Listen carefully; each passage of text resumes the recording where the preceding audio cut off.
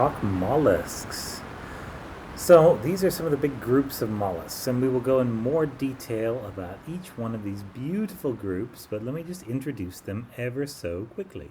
So here you've got your scaphopods. They look like an elephant's tusk, or rather their shell does, but really it's just more like the creature's kind of similar to a snail that lives inside, but they are their own group, and they're a very primitive group of the mollusks. Then you've got the mollusks that don't have any shell at all. And so there's two of these things called Solenogasteres and Caudofoveata. Although there are a couple other groups that were considered snails originally, but they group down with these genetically. This is a genetic grouping. And so they probably do not belong with the rest of the gastropods. So they got moved as a result of this paper. Over here you have the cephalopods, and these are cool guys. This is like your octopus, your squid, and your nautilus. Here's the chambered nautilus right there, which is like a squid inside of a giant snail shell. Down here we've got our bivalves, and there's actually two different groups of bivalves, and they seem to have arisen kind of separately. So the one group is this is like the ancestral group over here, and then you've got this other group that is a more recent offshoot of those. Down here you've got the next two groups, which are the polyplacophora that have lots of plates. Actually, they have exactly 8 plates on them. And the monoplacophora that have just one plate that covers over the top and have no bottom. And then down here you have all of the gastropods. And so gastropods would include things like snails. And this is an abalone. And what you can see from the chart is that for the most part, the things that we have grouped together based on how they look do tend to occur in the same part of the chart. The one exception being the bivalves that seem to be split up and coming from two different areas of the chart. So that's kind of neat. Yeah, and it's hard to see how... I guess you have bivalves at this branch of the tree, and you have bivalves down at this branch of the tree. So the last common ancestor at this point is probably a bivalve. And so weirdly, bivalves give way to, and give rise rather to gastropods, snails, with one curved shell, and usually a little door on the bottom that's not made of shell, but maybe that's got a similar origin. But also the ones with 8 plates, the polyplacophora, and the ones with 1 plate, monoplacophora. So yeah, they're all one big happy group, and I guess you could say they're all bivalves, or maybe bivalves don't really exist. Or maybe we just need another word for this kind of bivalve up here. But anyway, that's where we are. Now, that's what the genetics shows us, and this is very recent. Problem is, there are actually a couple different ways that you could group these things. So we know that we've got these different groups, and these groups seem to stand up for the most part with the little asterisk being next to the bivalves, which seem to comprise two different groups with different origins, but along the same tree. So they would be, I guess, paraphyletic group. Or I guess you could say para or poly, either way. But they're not the right group. So people have tried to group these up into larger units together, and this was all done before the sequencing results first came in. And so these are some of the groups that things have been put into. But it turns out there's not a whole lot of support for any of these larger groupings of more than one thing. So, for example, these are some they call them multidimensional scaling plots. But what we're doing is we're picking out things that are similar, like patterns, basically. It's a thing that, if you know statistics, is called a principal component analysis. That's basically what you're looking at here that's leading to this grouping. And so if two things are close to each other, like cephalopods and scaphopods here, and kind of here, but mostly not, then you can say, okay, they're probably more closely related.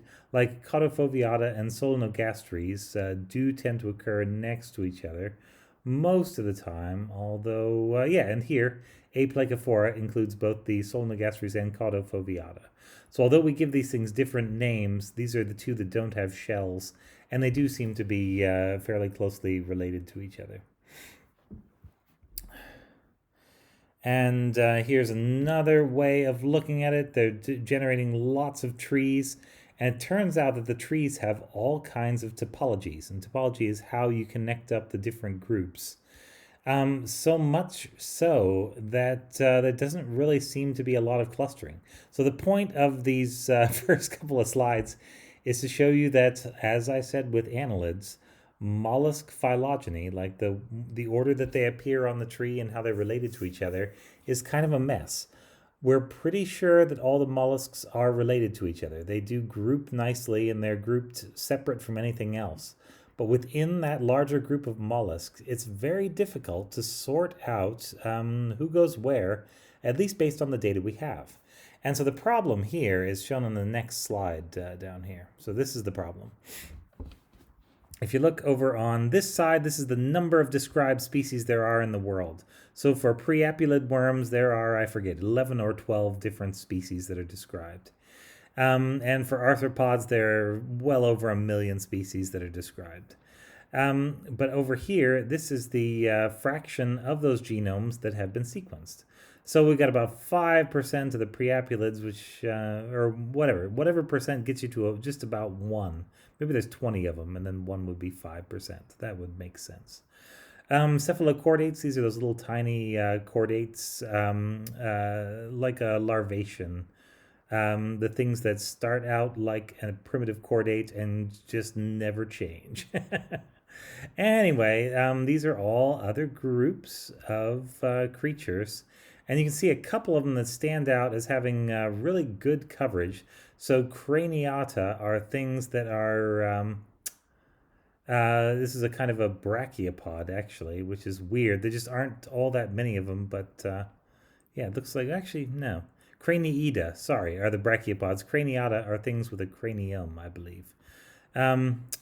There's brachiopods down there, and yeah, they're doing all right. Hemichordates, but look at sponges, porifera. Look how few there are sequenced. Oh my gosh, that's just a crime. Yeah, even Cnidaria are a little bit better. But the ones that look pretty good, they come out to here. We have 0.1% of all the genomes of all the species have been sequenced to some extent. And that's just terrible. And look at mollusks.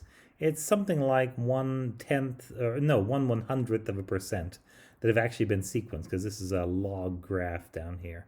And yeah, that's ridiculous, because there's mollusks all over the place. So we just need a little bit more sequence data, and then we're going to be able to sort this out and yeah, do a really nice job of mollusk phylogeny. So let's show you a little bit more. This is a generalized reconstruction of a mollusk, and we've got a more realistic looking one that's going to come up a little bit later. But let me show you the general parts. And so we think the common ancestor of mollusks probably looked a bit like this. So at the one end, you're going to have a mouth, and usually down in the mouth, you're going to have radula. Radula are like a little rake, basically. But you have these little plates, sort of armored plates on something like a tongue. And the mollusk will use these to rasp, just like to sand away algae and whatever else is growing on a rock, and it'll slurp it down and eat it. So the brain is here, cerebroganglion, and it's going to have those two lobes like we see in so many other groups. But I think interestingly, these two lobes actually reach down and connect down here. And so you could think of this whole thing as the brain, and they also connect underneath just a little bit. And so the brain is actually kind of like a ring, and the ring passes around part of the gut, as it does in many other animals. So these are, I don't know, they're fairly close to an annelid setup in the brain, and they're moving their way toward a true ring brain, which is what you get in something like a starfish. And we'll get to those echinoderms, those guys, a little bit later. But you can see mostly the inside is all about digestion. So this green thing is their gut, basically. And when they're not digesting, they're making babies. These big pink things are their gonads. And so they're going to spit out little sperms or eggs, depending on whether they're male or female. And you have some others that, actually, no, yeah, male or female. Down at the back, you're going to have a heart, and the heart's job is to pump blood, but the blood just gets pumped out into chambers and sort of flows down over things. Interestingly, so they're going to breathe water through this tube, and the water's going to go through the gut, And then right at the end, they're going to be putting waste into it all the way along. And when it gets right to the end, that's when they take the oxygen out. And so the oxygen comes out of the water just before it passes through what is equivalent to an anus. So basically, they poop where they breathe, which is a little strange, but yeah. I guess they're only taking the oxygen out of there, and so that's fine. And shown back here, this is one of those structures that they are going to use. This is the gill structure, essentially. And you can see it's got nice little folds in it, so we're going to maximize that surface area. And the water flows through this and over this, and that's how the mollusk is able to extract enough oxygen to survive. All right, end of section 1.